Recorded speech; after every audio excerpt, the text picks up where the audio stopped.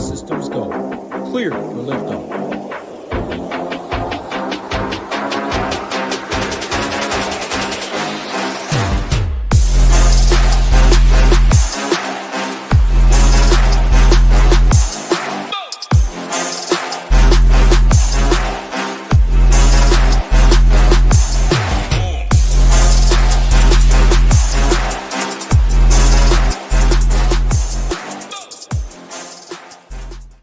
What's up, everyone? Tyler Tamboline here, a.k.a. ToeTagginTambo. We got another two-gamer. We're starting off the season, our first two-gamer of the NFL season that we've got so far. I'm back in the booth, got Hoopster here with me, and Title, as usual, going to break down from the two-game perspective, huge contests, and then we will bring the showdown element into it as well. You do have the Bucs at the Texans for the first one, and then the featured slate on DraftKings is the Chargers at the Raiders. So, Hoopster, bring you in, man. I said, man, I can't even go away for 1 week, and everybody's bringing Patrick Mahomes into the main slate stuff over on the site. I look at the site, wake up hungover, littered with Patrick Mahomes stuff. He actually had an okay day, but it took a lot, and it still wasn't even close to guys that are as good as Russell Wilson and Daniel Jones and all these studs in the NFL now. How's it going, man? Good to be back.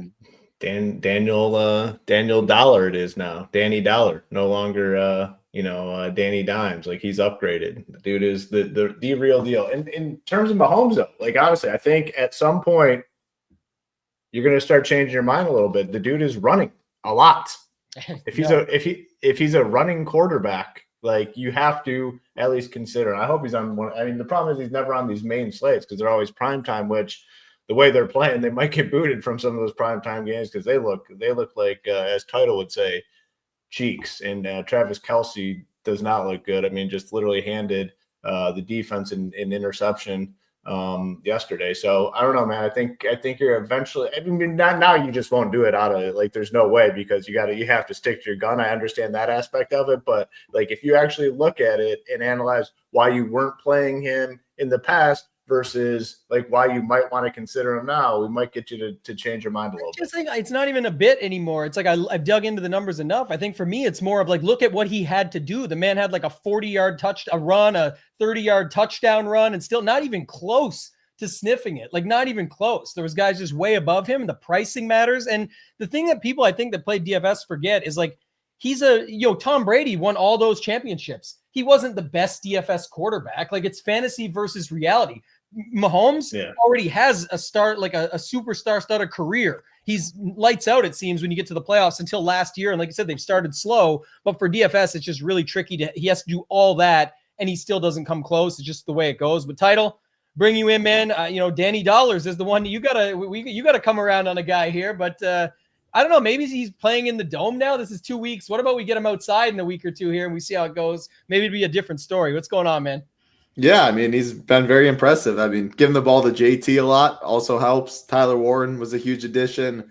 One of the biggest head scratchers right now, obviously 2 weeks into the year, I don't want to overreact too much, but Loveland over Tyler Warren in the draft for the Bears was one of the more interesting choices. Loveland getting outsnapped by Cole Kmet still. Man, that Cowboys-Giants game. We had some heck of football games. The Cardinals almost blew it. Yeah, I mean, come on. NFL Sunday, there's nothing better. But 2 games? I don't know. 2 games better than 1. I saw Shaloub this morning. I'm starting to love the showdown and feeling dialed in about showdown. 2-game, it's a whole different ball game. Anything really goes. But the prize is $500K on a Monday always feels pretty good. Edge still extremely high in showdown. I can't, people say, oh, if it is, then why don't you win all? I mean, we've had so much success as a team and as a community at SHIPIT Nation and showdown, but we're still seeing solo shippers. Like, there is just so many angles to it of how you can play it. And the lineup last night wasn't even that crazy. The main part of it was an Atlanta 5-1. Many were on a Minnesota 5-1 if they were going that route at all. And then the other factor was obviously leaving over $3,000 on the table. But in showdown, we've said a million times, guess what? It'll be no different tonight in showdown as well as in for the main slate, because there's tons of options. We just see it time and time again, these top wide receivers where it ends up being their second man up or the third man up that ends up having the better game. Renfro yesterday, huge game for him. And even Tet had a good game. It's just like that. That's kind of the setup of these things. You can see it across the board. I totally forgot. I got the Renfro Raiders jersey. I should have pulled it out. Remember that whole thing? I got, like, we were on the show and it was funny because Renfro was crushing every week, and my co-host at the time would give me no credit for playing Renfro, and then he went off, and I think I got like 8 Renfro jerseys sent to me, like as I made a joke because he couldn't get them. Like it's such a random player, so you had to be local, and like a bunch of people sent them to me. So I got a bunch. I might have to bust that out. 2 touchdowns for him. Here's one thing that's definitely a bit that I've played into a little bit too much because I actually do stay up relatively late when you consider my circumstances. So have to be up early with the kids for school.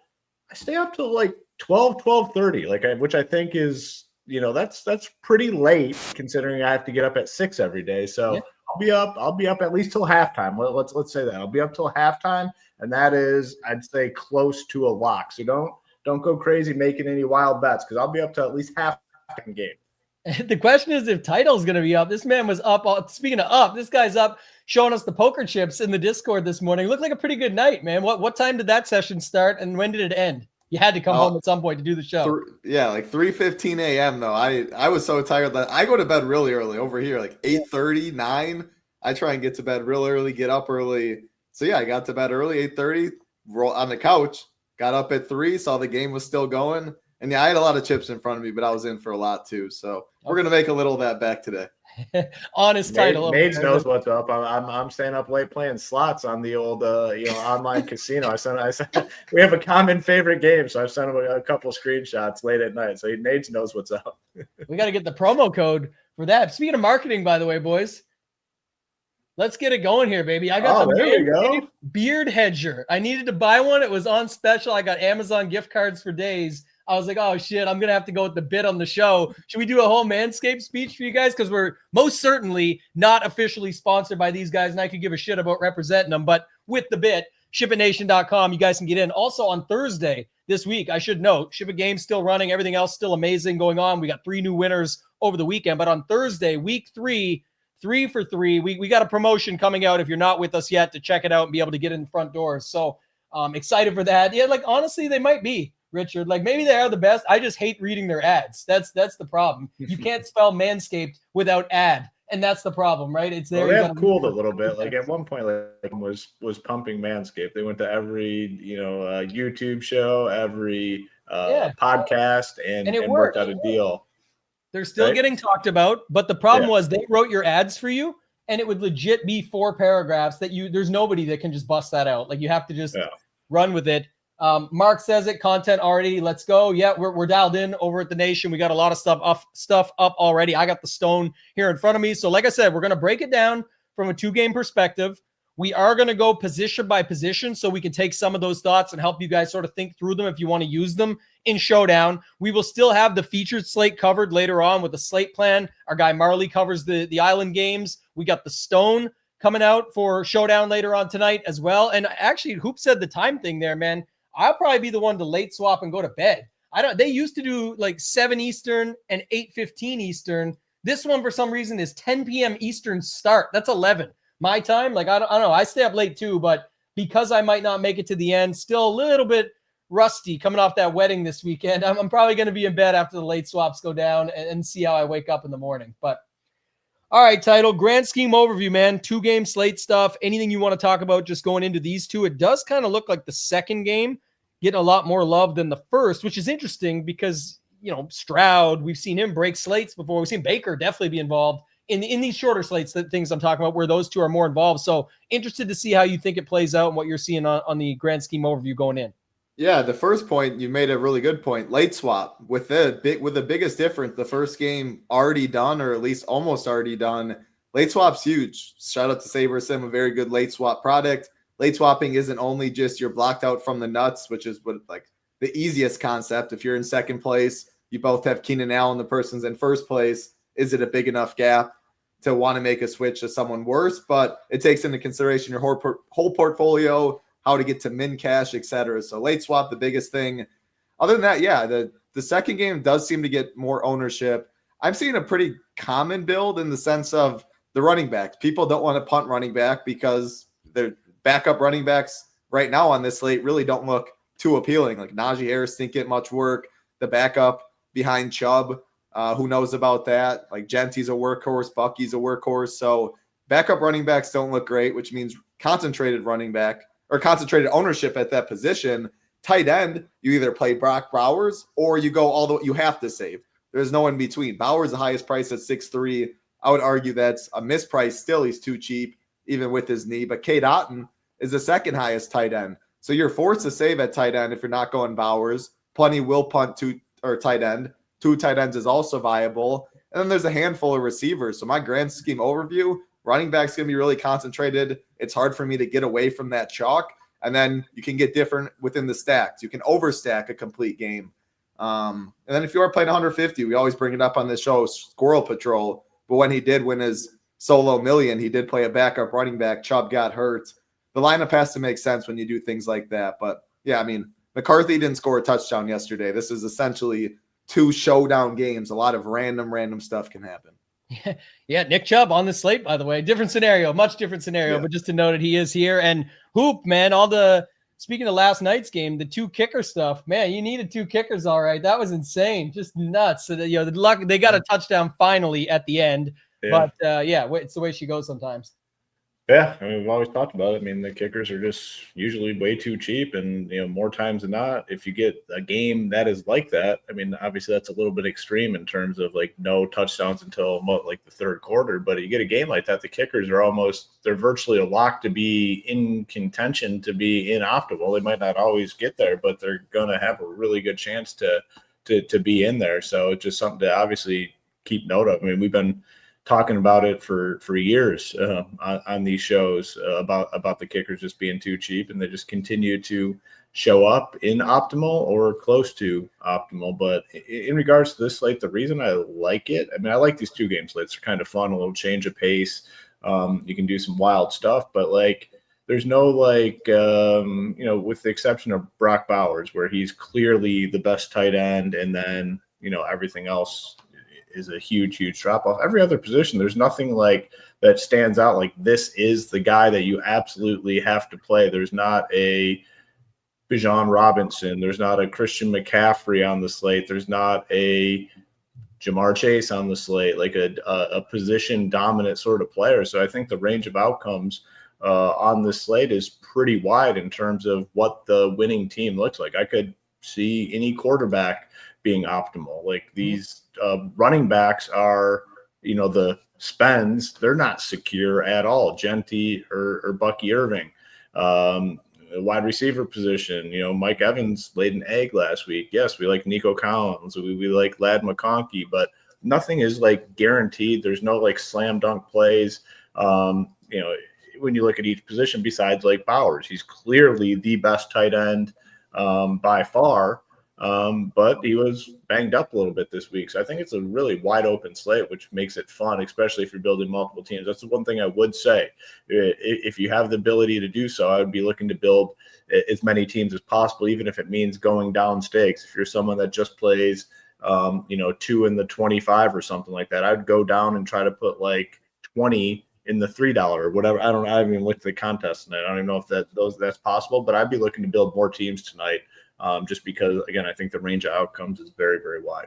Yeah, agreed on that. And I won't tell Dalton Schultz you said the best tight end is Brock Bowers on this slate, because that's your boy. He's over there. You're cheating on Dalton Schultz. But the thing you said there that's so key is it's so wide open. And to the point of people like, well, I'm just going to throw one in the lottery then and see what sticks. This is the types of nights where you could build process-wise an amazing lineup and throw it in that. But because there's so many different ways to get there and combinations, and it's so spread out and there's so many good ways to tackle the slate, that's probably not the best way to go. If you truly have a lineup that you love and it's like, that's the one, you should be trying to put it into like the single entries, the satellites, the things where you can say, okay, that's my lineup, I'm rolling with it. Otherwise, I think you'd want to have as many angles of attack as possible on this slate based on all the above.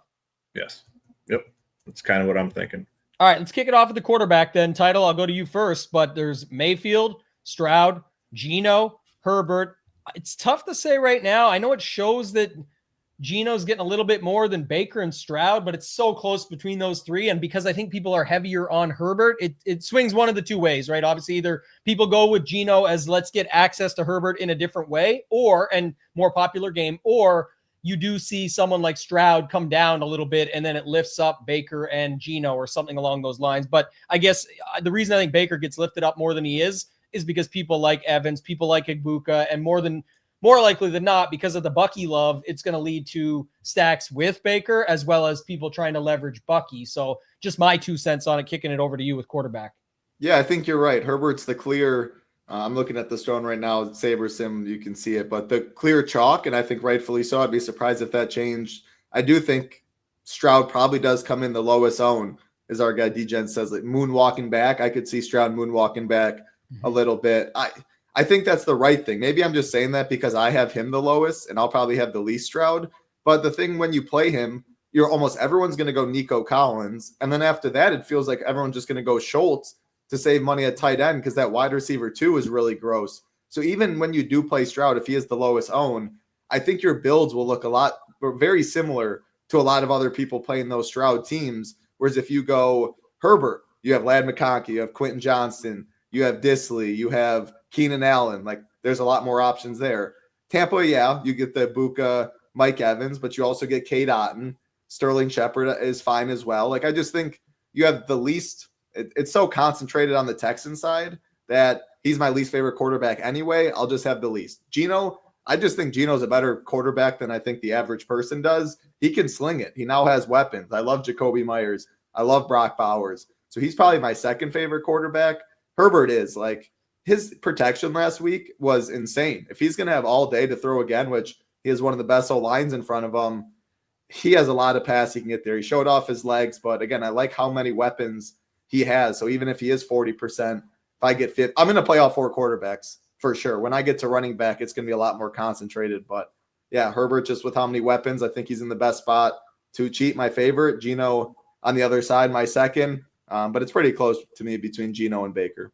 One thing I like about Stroud is I think a lot of people want Nico and will get to him, and it's only a 2-game slate. So it's like, even if he doesn't unlock the ceiling that you would want out of Nico here, it's not that it's definitely not that you need Stroud with him. But I think that, all jokes aside with Hoopster earlier on the Schultz stuff, when you add Nico, Schultz, if you want access to Bucky, at that high ownership, one of the ways to slice and dice it and cut in at least a little bit is to overstack Stroud with Bucky doing the work on the ground. You can game stack it, go a little bit further if you wanted. But I think that's just one thought that I would have. And then I'd be looking to leverage what I'm not doing in the other game, which is if I'm avoiding Herbert, maybe it's with Hampton or somebody else there, like a guy like Ladd or Keenan can just pick up those points from PPR points and use them as the Nico, hope that Nico unlocks in a Amon-Ra St. Brown type way. By the way, Hoop, I wasn't on with you yesterday. That was quite the bounce back. I don't know if it was the Ben Johnson effect of being like, let him know, because they definitely let him know and they did not stop down the stretch. I know that Ben Johnson commented on that,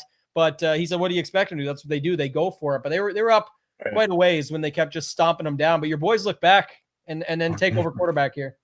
Yeah, sometimes you get things right and sometimes you get things wrong. It wouldn't be fun if you always got things right, and I got that one wrong. I thought that would be a close competitive battle, and it was a complete opposite of that. And obviously they wanted to run up the score on Ben Johnson, and they did that. So it's kind of funny to see, I'd say. Ben Johnson, I mean, obviously you have to take if you're a offensive coordinator and they offer you a head coaching job, like you have to do that.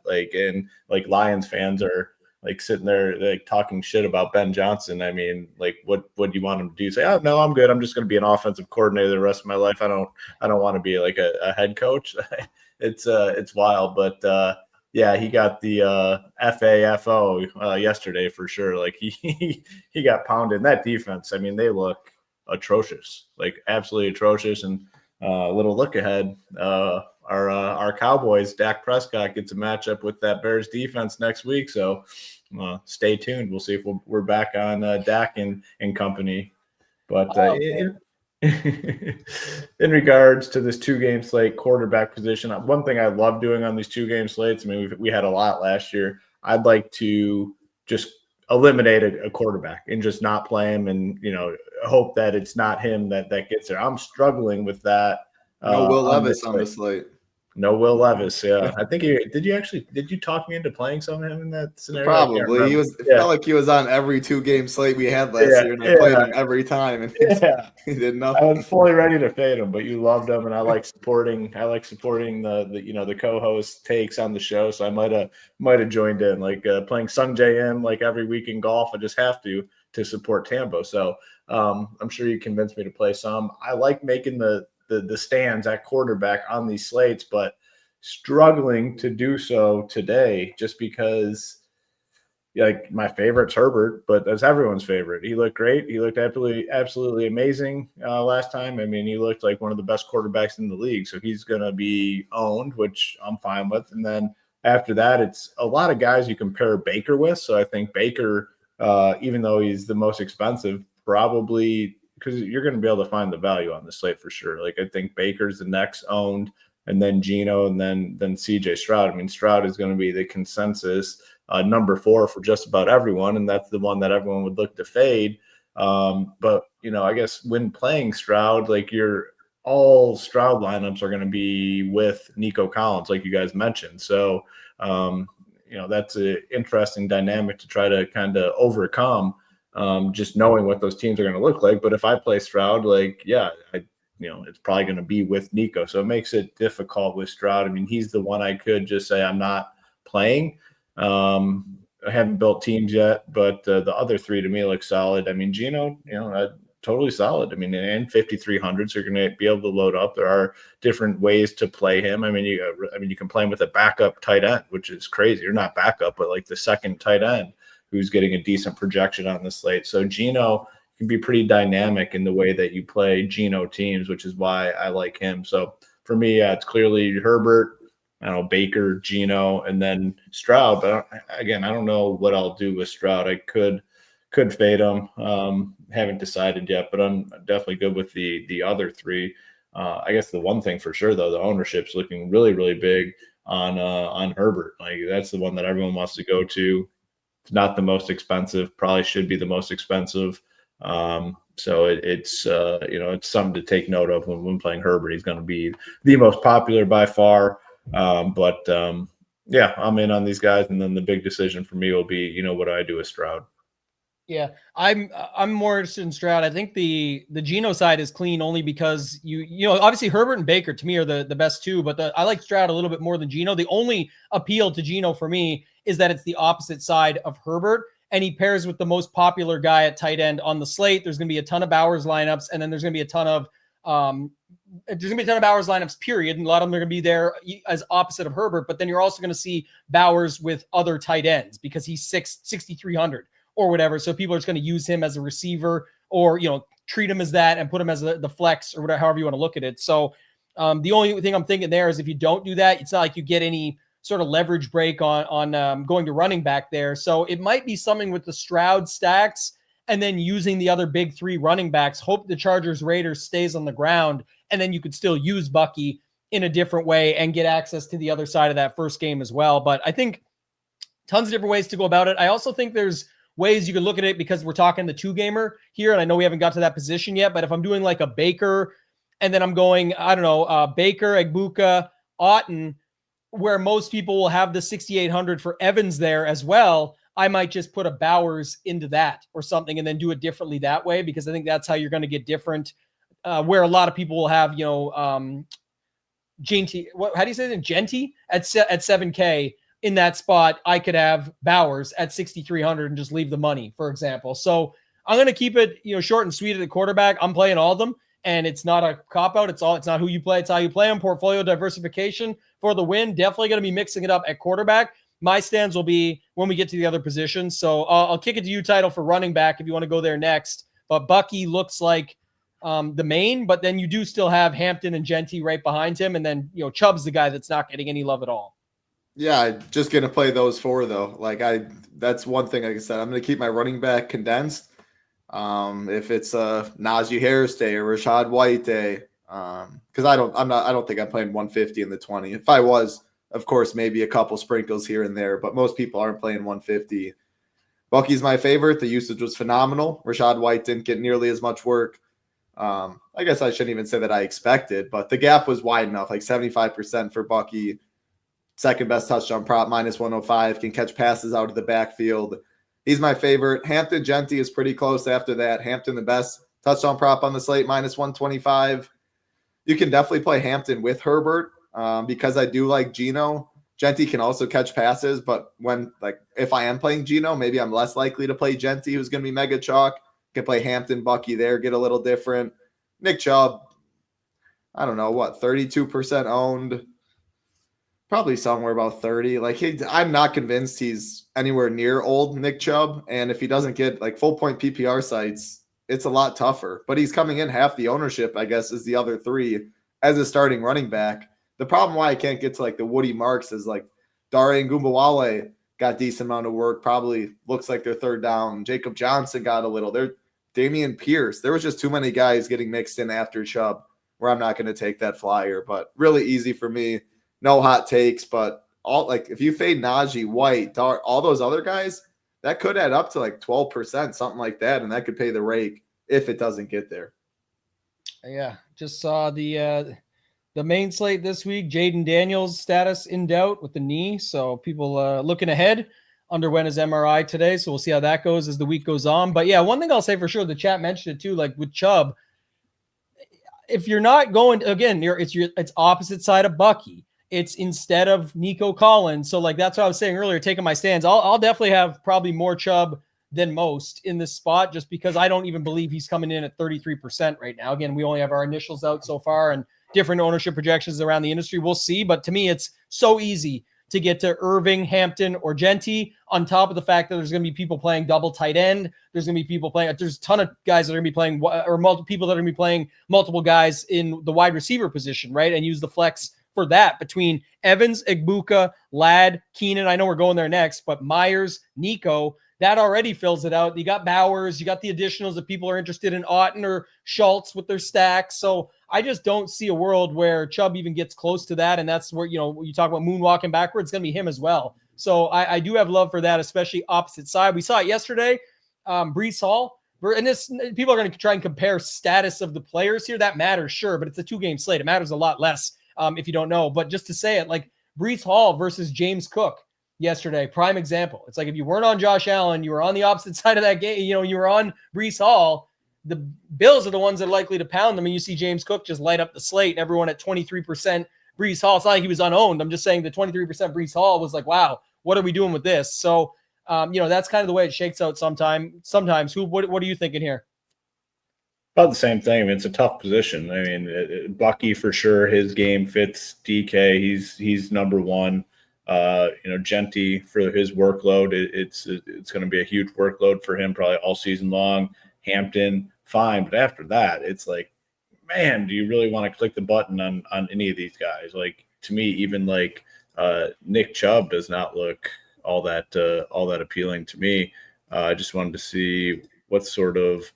So he got 13 carries last week for 60 yards, 1 target. Like, he's got to find the end zone at least once.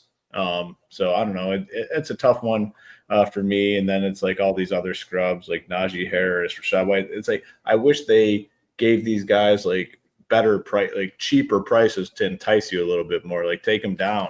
Like to be right there. There's just not much of a difference. It is a 2-game slate though. Anything can happen, but I'm just not.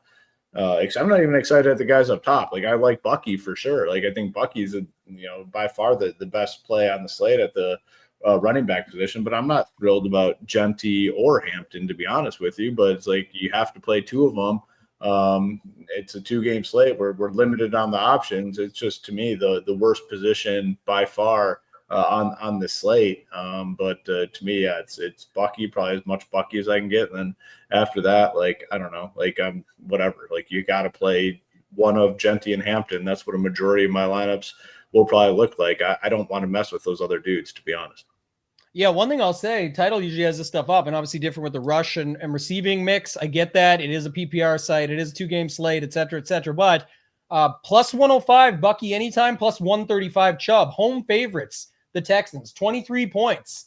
Implied team total, 22.5, whatever you look at. Like this is, to me, not that crazy in regards to everything else you're doing on the slate. Again, that's why we have the portfolio. Like Hoop said, the more lineups if you want to spread it out. But I just don't think the Chubb situation is that crazy beyond the fact of how it can go. But think about it too. There is still Evans, Igbuka. We saw Sterling Shepard in the mix a little, K-Dot, and there's still other guys there that could be involved. So, and by the way, you're allowed to play them both together too, for anyone wondering. So I would say that the Chubb spot is a little bit more interesting to me than some of the other. And that's also, that is where I'm confident, is that Hampton and Genty are going to be the ownership projections we have them at, because most people, even while they're involved in that game, are willing to put them in there. This is a way that you can turn your more chalky game lineups with the Herbert stuff, the McConkey, the Keenans, the Jacoby Myers, the Bowers. Well, you just, I was going to say insert Chubb, and you get yourself a little bit different. But yeah, I know that the chat's already been all over those jokes, but just to note it,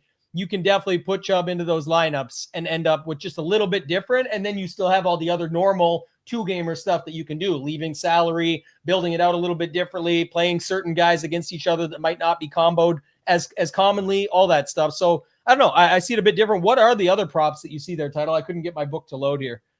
I mean, yeah, it's pretty like rushing attempts when you're comparing Chubb to Hampton. It's 13.5 for Chubb, 14.5 for Hampton. Pretty solid, or like very similar to that at the ownership discounted price. Rushing yards, 49.5 for Chubb, 56.5 for Hampton.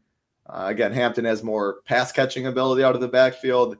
I think that's just the big difference. And it just really feels like outside of Nico Collins and probably Dalton Schultz, like people just aren't going to play Houston that much. So yeah, I was just going to say that too. Sorry to cut you off, but now that you brought that up, I just want to add that piece, and then I'll let you take it with wide receiver anyway, because it kind of goes to that point. It's like I just said, though, they're favorites at home with 20. If you don't believe in Chubb, fine. Then do you believe in Stroud? Like, who's doing what? It's not going to be Nico Collins getting 80 points on this slate and it just call it a day. Like, it's got to get there some way. And even if Collins does do that, he's the only one really getting anything from that side. It doesn't have to involve Stroud, but it's likely to be, something going on there if they're actually putting up their 23 points. So I guess that was why I wanted to talk and finish out the running back thoughts on the Chubb stuff. And the Hampton one you brought up is interesting. Even the Bucky anytime touchdown thing is interesting. There's other ways to get there, but I just don't think he's as crazy as it kind of seems on paper. But anything else there? If not, go to wide receiver. That was just my 2 cents to add on. Yeah, and then the last thing again, why I think Texas and even the Texans and even Stroud like moonwalking back a little is they just have so many outside of Nick Chubb. Again, they're mixing in 2-3 other running backs at receiver outside of Nico Collins. Hutchinson, Watson, Jaden Higgins, and Noel all got multiple snaps. Like they're all in the rotation. And then Dalton Schultz even, like Cade Stover's involved there. So it's the least concentrated room. There's a lot more people rotating in, and that's obviously not good for DFS, but it'll have suppressed ownership. And if they do win this game at home, they put up 25 points, 1 touchdown from Hutchinson, Watson, Higgins, Noel. Like if I knew any of them would score, I would definitely be way overweight because that's how you can win a solo shipper. It's just the floor is a lot lower on them. So taking receiver, I like just going team by team. On the Bucks, I am definitely playing Mike Evans at 6,800. Buka looked really good too. Obviously, that stuff's easier to play with Baker. I know some people will be worried about Stingley following Mike Evans. Yeah, Stingley's a great corner, so if you want to like get away from that, we always talk though 1 game, 2 games, like it's just look at yesterday's game. Jefferson was on the winner at 11. Like if 1 game completely busts, a lot of things can happen. So Sterling Shepard is the wide receiver 3 in Tampa, and I'd be more inclined to play him with Baker stuff. His snap participation was good.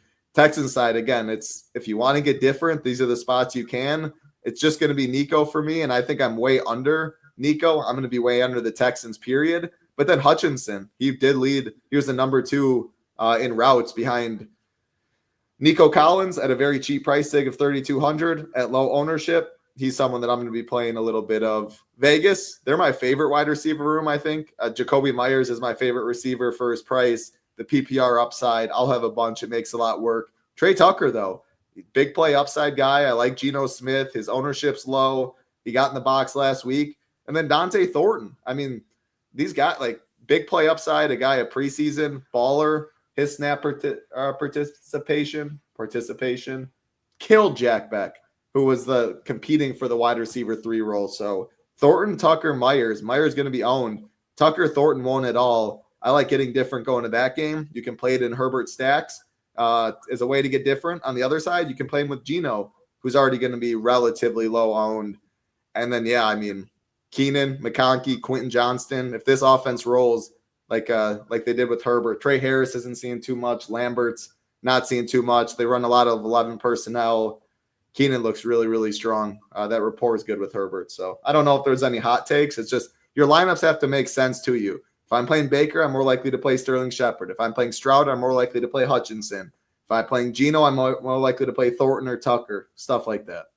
Yeah, I will say, a little more QB news first is the Joe Burrow surgery confirmed. Just working out the details now, so it sounds like he must have got the second opinion. And Jake, a different Browning, is going to be their guy. Jake Browning, we'll see. Y'all got the someone did post it yesterday, by the way. He's got more comeback wins than Joe Burrow, and in much shorter opportunities and spots. But yeah, that's just one note.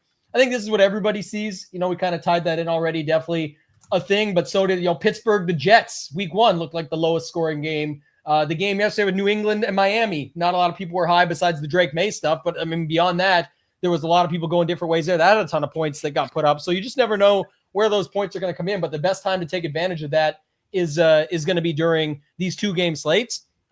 I'll give a few of mine, Hoop, and then kick it to you, but I'll save my Bucks stuff because everybody knows where they're going there. Evan Zigbuka, there's nothing secret there, but I think it's more when we get to tight end with the K. Dotton and how I'll do it, not who I'm playing, how I'm playing. On the other side, I like Higgins. To Title's point about Xavier Hutchinson, there's a couple guys there. Again, how are they? Everyone's just writing them off. They're the numbers are astronomical. You should bet all of their unders tonight if you're just not seeing anything happening, because Nico Collins can be the one-off that's needed, sure, because he doesn't need to do everything. Priced up at 7,300, but those other guys can get through. It's in the second game that I think is most interesting and more of my stands, like I said, that I'll take. Definitely Trey Tucker. I love Jacoby Myers. Think it's great. 60% ownership versus Tucker at maybe sub 10. You could just play him instead in some of those lineups. Again, I'd rather have Myers, build accordingly, but if you need a little spot for some leeway, you can do that. I like your Thornton call as well. But the biggest one for me is on the Chargers side, and people will definitely remember this, but like Quentin Johnston, he's horrible. There's no way he could ever do it again, right? Who was the two? There was 2 dudes last year. Well, there's one for sure that everybody remembers. I just forget names. Who was the guy that just kept scoring a touchdown every game?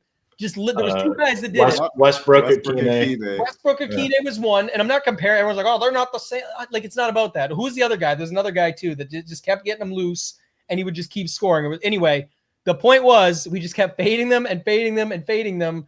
And right now, how could Quentin Johnston be more than Keenan Allen? And it looks like it could be like 40-20 or 40-15 on ownership from Keenan Allen versus Quentin Johnston. That's the opposite effect. Where if I had the money, I know some people could just say, oh, you can leave it and play a bit chalkier guy. That's true. But I could just play Quentin Johnston and watch him do it again as everyone's like, what? Now he's the next Jerry Rice? No, just 2 good games. It's definitely possible to have a second good game. So I think that's kind of my thoughts there. Obviously, Ladd versus Nico, and you can obviously play them both, but that's the most interesting one because they're both expensive if you're trying to fit in Bucky and maybe if you're going Ladd, you're not going Hampton. It's tricky to see how it all plays out, but I think both those guys are thought as the guy, and there's other ways for guys on their own teams to get there. Hoop, what do you got at wide receiver?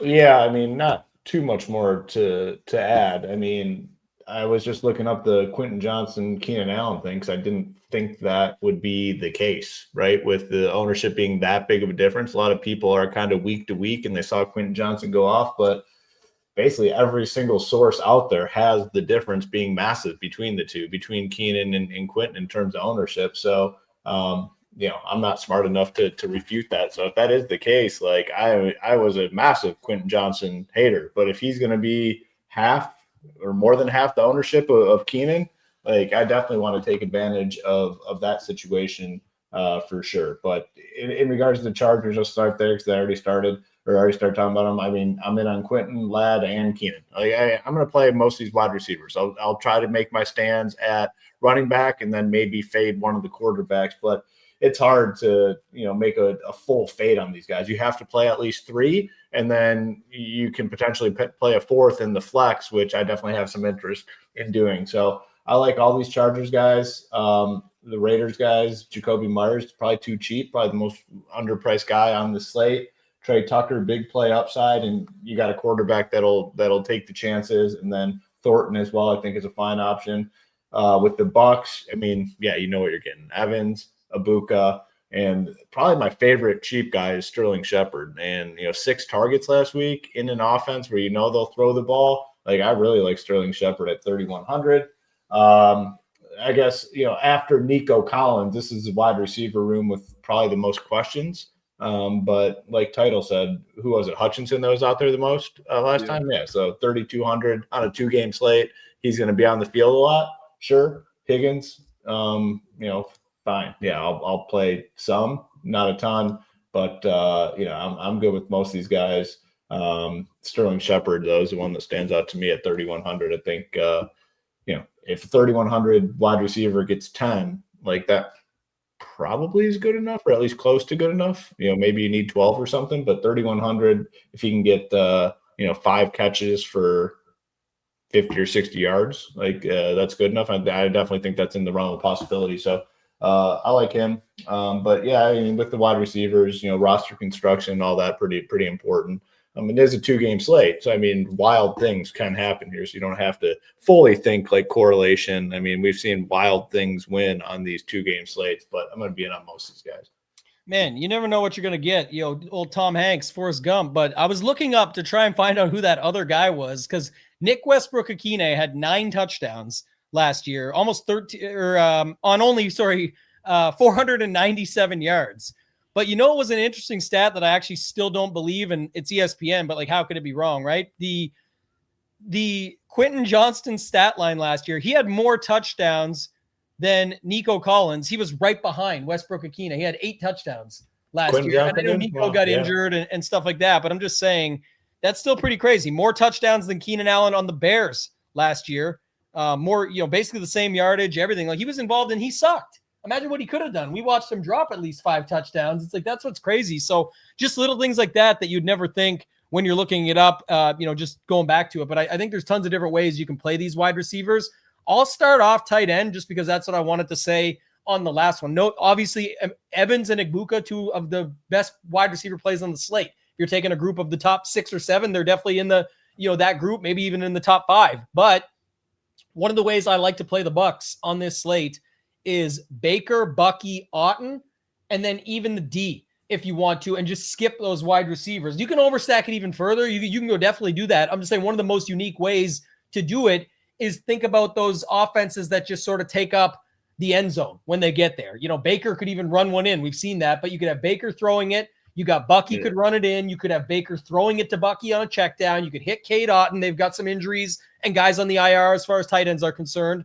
Yes, Big Mike Evans is amazing, and that's what 60% of the field will be cheering for. But it's just noting it that you can get a little bit of a difference if you just switch it up, because the Bucky Evans combos will still be bigger than you think as well. So getting different that way, I think, is a one way to go about it. I already mentioned Schultz.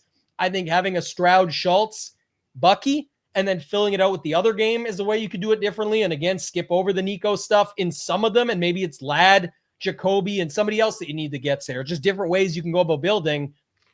And then the Bowers situation is tricky. The Michael Mayer right behind him for $3,000 less could definitely be interesting on this slate too, because Brock was banged up coming into the week anyway. I know it's been like a day or a day and a half for now that it said he's going to be good, and he is good to play tonight, I'm saying. But the point is, what if he's not after? I mean, it's a 2-game slate. What if he's the spot where it just re-aggravates or something comes up? It doesn't mean Meyer will for sure be the beneficiary, but so there's that process to playing one versus the other. There's also the thought process to just skip out on him and have an underweight approach, or all go way overweight on him. But once he's already 50%, it's going to take a lot of your lineups to get that much action on him. Hoop, I'll go to you. Yeah, good point. Yeah, some more news is just rolling in for next week. JJ McCarthy and Aaron Jones out. I was able to sneak in some Bengals plus 4.5 before they shut it down. So that's a good start to the week right there. I don't know how good I feel about the Bengals. Yeah, I'll take points in that game. If I give points in that game, I'm taking it. Man, you should have taken the under. Yeah, Carson Wentz. Let's go. Carson Wentz. Jake Browning down, but it's our old buddy's going to be real excited about that. Kept betting the Carson Wentz MVP for plus 30. he'll be pumped up about that. Wait, was it Scantling that you were thinking of Tambo last year? Maybe. That's the guy I was talking shit about. Yeah, I mean, yeah. And he went through a little stretch where it was. That's right. He was on a heater to start. It was early on in the year, I believe. I think that was heater. They kept saying this guy just keeps getting open, and all they do is throw him TDs. Westbrook-Akine was for sure the guy that we were talking about, because it was on less than 500 yards. He had 9 touchdowns, which was up there with Drake London, Addison, Devontae Adams, Kittle, Higgins. Justin Jefferson had 10. Brian Thomas had 10. This man had 9 on 497. That's crazy. Tight end, a lot of different things you can do at tight end. Like, okay, Bowers for sure, number one. Like, he's gonna be high. But like you said, like if you want to make a play on Bowers, it's almost like you got to just go all in. Like if you want to get overweight, I mean, it's tough. He's gonna be at least 50% owned. Because after him, it's a bunch of, not so stable plays. So, I mean, definitely going to play Bowers, but you can do a lot. Double tight end, clearly in play. Can you do a Bowers and Mayer team, like 2 tight ends from the same team, like 2-game slate? Crazier things have happened.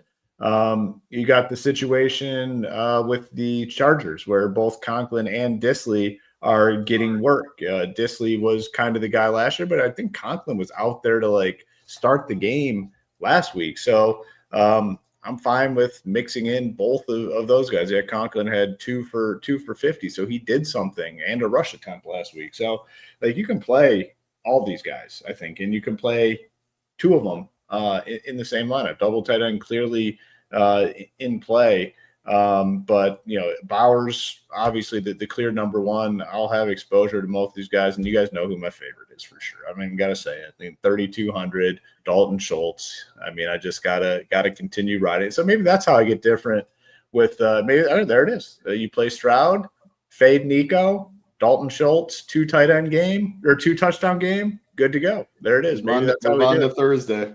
Yeah. Right off the Monday. Yeah, maybe Showdown. Right, I can get out that Showdown slate tonight. I don't even got to wait till next Thursday or this Thursday. Don't forget about Harrison Bryant too. Signed up off the practice squad, and they got those guys on IR. They're missing a couple of their other tight ends, so maybe it's Bryant that comes in off the IR or comes in off the practice squad and gets the job done. They signed him, and then he moved up this week. So it should be him. I think he's $200 in the Showdown slate as well. So he's a little bit interesting there for that game. Those that are going to play it a little bit earlier. So I think he's an interesting spot. The chat said something earlier too. I wanted to bring up. Oh, Steven, our man. Shout out to Steven Neighbors. This is a secret sauce of SHIPIT Nation, the Sabre partnership. If you go to the site under Sabre Sim, and you're a member, of course, and there's tutorials by Sheets, tons of them. And then if you go live Q&A, it doesn't even matter that it's for last week's slate or the week before. They're dated so you can see them. But Rio and Sheets do a premium Sabre series where they go through and break down not just how to use Sabre, but how to apply it to the slate at hand. So these are phenomenal, and you only get them as a member of SHIPIT Nation. So anyone using Sabre Sim, it's an added bonus. And then you also get in SHIPIT games if you're a SHIPIT Nation member with SaberSim. So there's a lot of benefits if you're using SaberSim with another site to drop that, jump ship, come over to SHIPIT Nation and add on the package with SaberSim where you get all the additional benefits, including SHIPIT games, which is still at $79,267 plus. We'll have some other big events this week coming up because we got the 555 milli again for the share ship. And I might throw a few extra in that this week. I couldn't get nearly as much action as I would have liked being away for the wedding last weekend. So we get the encore this week. I didn't get crushed this past weekend. I had some of the Goff stuff. I had some of the Jacksonville-Cincy game, which would have worked better if Burrow had stayed in it. But the Dallas-New York game had a ton of Neighbors, Lamb, some Turpin, even things like that in there. So I think this week I might play some 555s and dedicate a little bit of that to the pool as well. See if we can boost this thing up a little bit. So it should be a fun week ahead. Anything title on kickers and D's for the Showdown stuff? I mean, D's, of course, going to be in the mix in the main 2-gamer, but anything else you want to add just to wrap up these 2 games?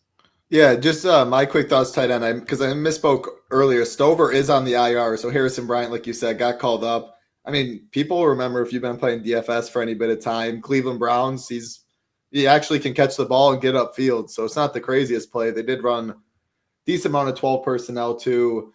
My thoughts is just, I mean, Bowers is by far the best. He had 100 yards at half. If he kept going, he would have nuked that slate. I just want to play a bunch of him. And then I'm seeing double the ownership on Schultz than Otten. Just give me Otten at half the ownership. I'll continue the underweight Houston Texans all the way around. I'll play Herbert a decent amount. I prefer Disley to Conklin. He still did outsnap him, but yeah, Conklin will be really low owned. he has some big play upside, I guess, so he'd be fine. Kickers D, I mean, I'm going to keep playing these kickers until they bust in a dome for that featured game too, in the Chargers and the Raiders. I mean, they're in the dome as well for the first game, so they both continue to look underpriced. Defenses, I mean, Vegas is definitely my least favorite with just how good that offensive line is for the Chargers. I think there's a lot less sacks and opportunity that way. Both Houston and Tampa, I mean, Baker takes a lot of sacks. I like Houston quite a bit there. Yeah, then Chargers. I mean, defense, I'm not really strict about, but I do know, just looking on paper, thinking I know football, that the Raiders look like the worst and the Texans look like the best. So that's where I'm at. One of the things I know about the 2-gamer on DraftKings, it's like $500K to first, and I think it's $500 to 10th. It's not that bad, but just don't get me wrong. It's just not great. So when people are talking about, pulling levers or playing their GPPs and, how much risk and all that stuff, I mean, you are playing for first, and it can still be chopped and so on and so forth. But when you have Chubb and the Texans D, I don't care what you like or what you think or what do whatever, do your own process. I'm just saying, the reason I just don't care and will definitely have that is because it's Chubb versus Bucky. It's the Texans D versus Bucky. Most won't have those in the combo. You put yourself in a pool that is so separate from the majority of the pool that this may be the pool with the P in it in this analogy, but sometimes it's not, and that ends up being the one you need to be in, and the other one falls apart, all the people crash out, and you sit there and cheers a drink and laugh at the other pool. So this could be the case, and on a 2-gamer, I'm going to take those shots. I'm going to take those opportunities.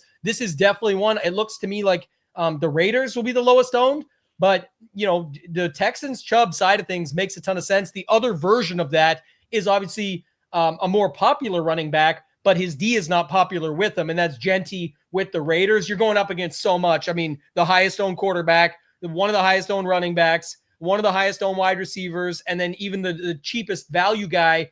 Myers is probably the one, but Keenan Allen not that far behind. So I think that's the best way to look at it, to be able to move it across that way and just, again, get different in some of those lineups. Yeah, thanks to our guy David. He hit us up yesterday as well. How much would you allow naked quarterback in your stacks? I don't think it's going to happen all that often just because there's only 2 games. So if you just go in there and run your teams, I think it's going to be very rare to get teams that have naked quarterback. I would be fine with it, I think, for most of these guys if it hit. I don't think I'm going to fully exclude it, but I'd be willing to bet when you go in and build teams, it's just going to naturally put them together just because there's only 4 teams to choose from, a limited number of wide receivers. You're going to have some sort of stack in there, is my take. I don't know what you guys think about it. Yeah, I think it's going to be just pretty tricky. You can the question was worded as like, how much would you allow? I would probably allow what it gives me once I see, but I just don't see it on this type of slate. Like I don't see any version of, like, even like a Herbert spreads it out a ton. So you could say, okay, everybody gets just kept to the lower number. Hampton just gets enough. Ladd just gets enough. It would require rushing touchdowns, definitely. I mean, it would definitely require at least 1 rushing touchdown. It would be so tricky to get to him because there's only 3 other teams on the slate outside of that quarterback and whoever got there with them. It's still somebody's going to be enough that it would make it. I'd be looking for unconventional stacks, and they're not like that unconventional. But like I said, I would prefer something like a Baker, Bucky, Otton, and no Evans and Igbuka. You are still stacking for sure, just in a different way. But I don't see a world where we just get a completely naked quarterback here without something attached. It'd be tricky to see it happen, I think. Title, any thoughts? Yeah, so like I said, I don't really X too much out pre-flop. When I ran my builds, I was looking at 50 teams. I had 1 pre-flop. You like that? I like that one. I see a lot of pre-posts. You're still living at the tables over there. Yeah, go ahead. Yeah, and when I say pre-flop, I just mean I don't be Xing stuff out or changing exactly what I'm doing with SaberSim. That's a benefit of having 5,000 teams on Ultimate. If I was on core with 150 or less, then I would narrow stuff down. But I had 1 of 50 like that, and then I want to click what that team looks like. I can't make a case for any of it. I just completely X'd it. So on this individual slate, I X'd it. But on Sunday yesterday, I looked through. I had some like Justin Fields, Josh Allen. Yeah, I'll trust Sabres. Like Josh can run it in twice. Fields can run it in twice. So that's where I like put my I know ball stuff, where if I don't see it personally, even though it could sim a good lineup, like, Yeah, so I'm playing 50 teams. It's a good point, and I want to add one thing on it. Like, again, maybe it's known to everybody, but I know it's not. Maybe it's common to some, but I know it's not known to everybody is a way to put it. But like, in my opinion, at least, you're way more likely to see a Genty Myers Bowers with no Geno, because the way the slate shakes out, and you just hammer those Raiders and they come through somehow and get a W, and those are the guys that have, or the opposite. You could see a Hampton, Keenan Allen, even a Keenan Allen Ladd, and you'd end up not needing the most popular Herbert because one of the other guys gets there in a different way, and Baker runs 2 in, but you still have Baker with Egbuka or K. Dotton or Bucky or something like that. So I think you're just unlikely to see, you're unlikely to get it, and you're more unlikely to see it. Anything is possible in a 2-gamer, but it's way more likely you'll see some version of the other things that we talked about here. Hoop, do you got anything final you want to add? No, I think we're all in agreement on that one. I mean, it's just when you build teams, you're just going to be paired with someone a majority of the time. But like Title said, if you're open to having it, make sure you look at the team and have it make like some sort of sense. Like, you just don't want it to be just random dudes mixed in there. So it would take at least 1 rushing touchdown for the quarterback, maybe 2 rushing touchdowns for the quarterback. I think for naked QB to be on the winner here. Yeah. Anything else, Title, you want to bring up when it comes to this, or anything you want to relate to Showdown? I know we did some conversation throughout just around how you can work these things and how you can stack them and whatnot, but is there anything else you have to bring up before final thoughts?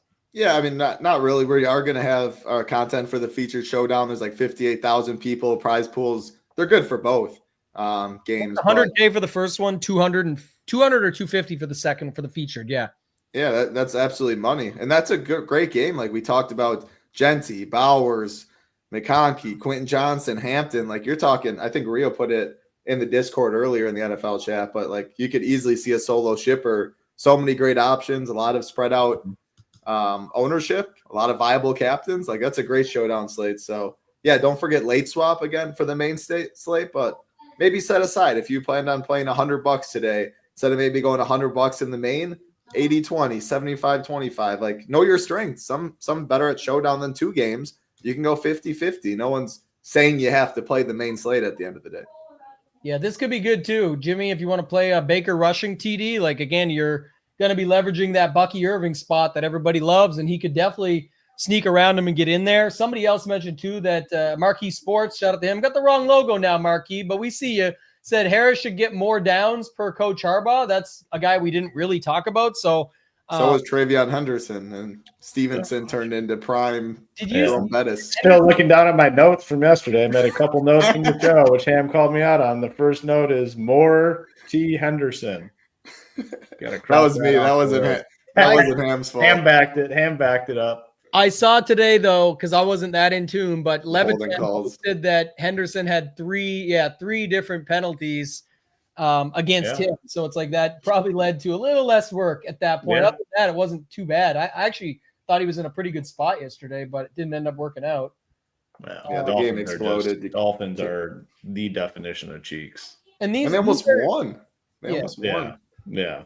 This is a way to do it too, but this is not as uncommon as you might think anymore. Like, especially when you get to 2 gamers, it's actually more uncommon to see it on the main slate where people will have like Dak, Lamb, Pickens, Ferguson, Neighbors, and Wandale on the other side. Like that's when you're seeing less of that. Hoop knows how that works quite well. $1 million richer when that happened for him in the Detroit Seattle. What was Detroit Seattle that one? Yeah, so that's an example. But yeah, on these slates, you actually end up seeing it a lot more. One thing I look at a little bit, and Alex Blickle and I talked about it last week on the Takedown Breakdown. We'll be covering it starting this Friday night, actually, to kick it off, is Leverage Lane. But he talked a lot about the different combinations of guys being used. And I know our guy Jordan Newens was in the chat earlier, said he's just getting an absolute ton of Nico Collins and Jacoby Myers teams together. So like sometimes just looking for some of these separation spots, that's how you can get different. I actually think there will be a lot of teams that have Baker, Bucky, Mike Evans, and Buka, like that, 3 of those 4 together. And then however the rest of their overstack goes, just because it's easy to get to, easy to afford, and still makes a ton of sense when people land there. That's why we're looking at some of those different combinations that we talked about. But Hoop, any final thoughts from you? Anything else you want to bring up? Yeah, I like these 2-game slates, little change of pace. They're fun last year. Looking forward to it this year. And then obviously you can play the showdowns as well, big prize pools for those. So, yeah, it's going to be a fun one. They staggered the games a little bit. I will be up for at least the first half of the first game. I promise you that. I won't be in bed before 10 Eastern, so I'll be up grinding the at least the first half. We'll see about the second half. But looking forward to this one too. For a bunch of options fantasy wise. Like there's no team you look at as like, oh, this is a complete dud. Not like we have like the Browns or something on the slate. 4 legitimate teams for fantasy purposes, close spreads. Looking forward to some football tonight. Yeah, and if you guys want to get in, you can go to SHIPITNation.com. The promos are here. One note that we do have on right now is if you want to try out the starter package, that's the third column.